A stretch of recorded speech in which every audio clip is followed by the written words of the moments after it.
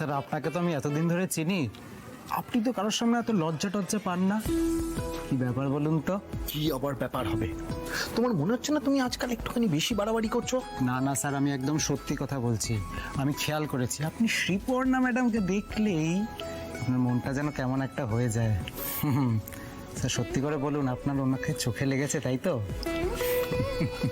Sir আপনি আজকে বলেই দিন, কতদিন আর মাসিমাকে কষ্ট দেবেন বলুন তো?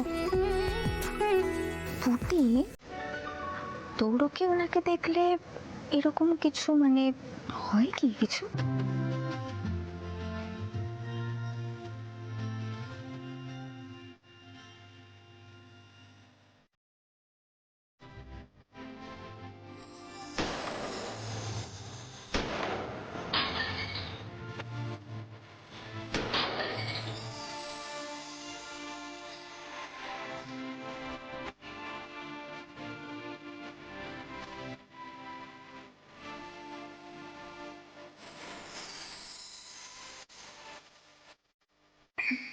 কোথায় হারিয়ে গেলে রে?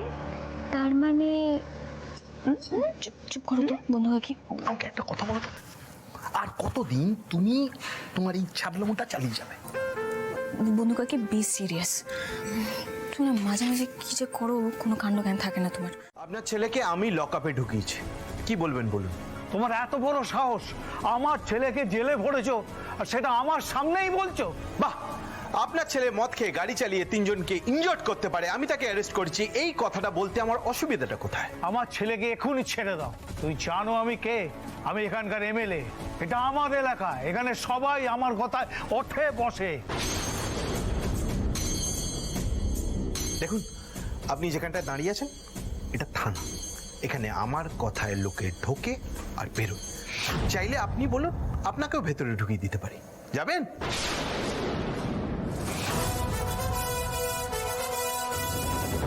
ইন্সপেক্টর অভিষেক রায়, আমি তোকে কি করতে পারি জানিস?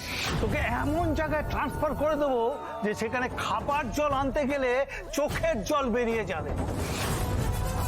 ছেড়ে দে আমার ছেলেকে। দেখুন, এমএলএ হিসেবে আপনাকে আমি অনেকক্ষণ ধরে সম্মান দিয়ে কথা বলছি, কিন্তু এখন যদি আপনি আমার সাথে ভদ্রভাবে কথা না বলেন আমি কিন্তু ভুলে যাব আপনি কে। আর শুনুন, আপনার ছেলের কেস কোর্টে কিন্তু উঠবে। তুই এমনিতে মানবি না তো? তাহলে তুই দেখ আমি কি করতে পারি। দেখুন দেখুন, দারুণ একটা দৃষ্টান্ত স্থাপন করলেন স্বনামধন্য নেতা। নেতা নয়, এমএলএ সুরেশ কর্মকার। এই না হলে আমাদের জননেতা, ইনি হলেন আমাদের আদর্শ জননেতা, যার কাছে কোনো শ্রেণীর মানুষেরই কোনো ভেদাভেদ নেই, যার কাছে আইনের ঊর্ধ্বেও কিছু না, এমনকি নিজের ছেলেও নয়। কি তাই তো? ইনি হলেন আমাদের সমাজের সারথি। কি হচ্ছে কি এসব কি হচ্ছে? শ্রীপর্ণা ম্যাডাম কিন্তু মাস্টার স্ট্রোক দিয়ে দিল। বন্ধুরা, আপনারা সকলেই দেখছেন এখন লাইভ, আর আমি রয়েছি থানায়, যেখানে ড্রিঙ্ক অ্যান্ড ড্রাইভের কেসে ওনার ছেলে ধরা পড়েছে, আর ওনার ছেলেকে উনি নিজে হাতে পুলিশের হাতে তুলে দিয়েছেন। আরে আপনারা কোন চ্যানেল? বন্ধ করুন এইসব। দেখুন দেখুন, দেখতে পাচ্ছেন কত বড় মাপের মানুষ উনি, কিরকম প্রচার বিমুখ মানুষ উনি। এত বড় কাজ করার পরও কিন্তু উনি ওনার মুখ দেখাতে চাইছেন না। উনি বরং থানায় এসে পুলিশকে এটা বলছেন যে ওনার ছেলেকে যেন দৃষ্টান্তমূলক শাস্তি দেওয়া হয়, এমএলএর ছেলে বলে যেন কোনো মতে রেওয়াত না করা হয়। এই বন্ধ করো বলে দিলাম। আরে বলুন বলুন, কিছু বলুন, মন খুলে কথা বলুন। হ্যাঁ স্যার, এখন 10,000 জন আপনাকে দেখছে, রাতের মধ্যে ধরুন টিভিতে 10 লক্ষ জন আপনাকে দেখবে। বলুন বলুন, আপনার যা ইচ্ছে করে বলুন। আরে অদ্ভুত তো, আরে হাঁ করে দেখছো কি? এ বাবা, ভিডিও করছে, সেখানেও অসুবিধা হচ্ছে আপনাদের? সুরেশ বাবু কিছু তো বলুন। না আমার কিছু বলার নেই।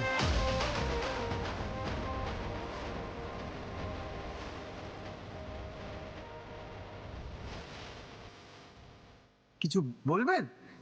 উনি কিছু বলবেন? বলুন, ওই যে ওদিকে ক্যামেরা, বলুন শুনে নেবো উনি কি বলতে চাইছেন। বলুন বলুন। বলুন স্যার। আরে স্যার, কোথায় চললেন? Marvellous Sriparna Dutta, I am impressed, excellent. আপনি আমার বাবার জন্য যা করেছেন, আমার পুরো দত্ত বাড়ির জন্য যা করেছেন, তার সামনে তো এটা কিছুই নয়। আর তাছাড়া অ্যাজ আ জার্নালিস্ট আমাদেরও তো কিছু দায়িত্ব কর্তব্য থাকে, যেখানে সুযোগ পাবো সেখানে খবর খুঁজবো। Anyway, for everything thank you so much. Thank you, না মানে ওয়েলকাম। আপনার প্রেজেন্স অফ মাইন্ড কিন্তু আউটস্ট্যান্ডিং। আমি তো আপনাকে আগেও বলেছি স্যার, আপনাদের মতো আমাদেরকেও সবসময় রেডি থাকতে হয়।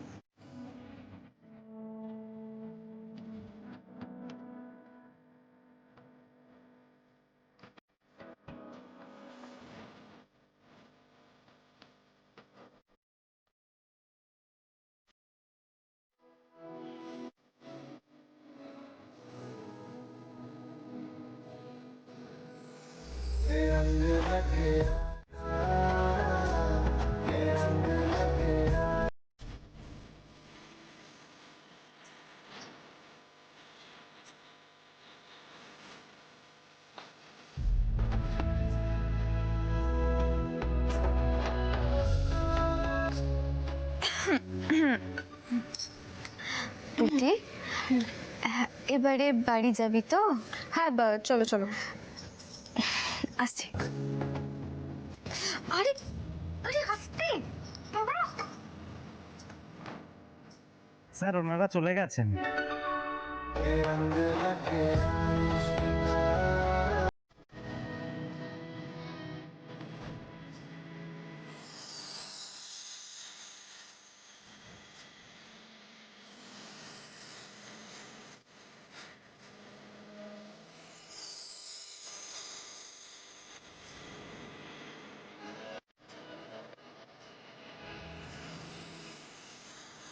শ্রীপর্ণা,